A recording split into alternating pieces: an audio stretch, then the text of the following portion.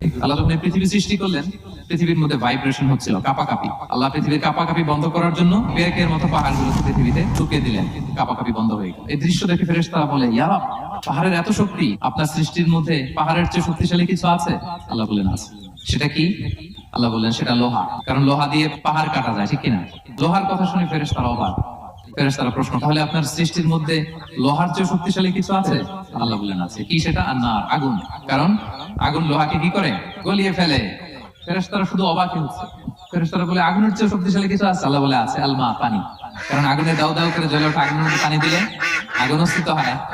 ফেরেশতারা শুধু অবাকই হচ্ছে। তারা বলে, তাহলে পানির চেয়ে শক্তিশালী কিছু আছে? আল্লাহ বলেন আছে, রিহ, বাতাস। কারণ বাতাস পানিকে একদিক থেকে আরেক দিকে নিয়ে যায়। জলের মধ্যে বায়ুর উচ্ছ্বাস লাগলে জলোচ্ছ্বাস তৈরি হয়, ঠিক কিনা? ফেরেশতারা আবার অবাক হয়ে বলে, তাহলে বাতাসের চেয়ে শক্তিশালী কিছু আছে? আল্লাহ বলেন আছে। সেটা কি? বলতেছে বনি আদম, ওই মানুষ শক্তিশালী যে গোপনে দান করে।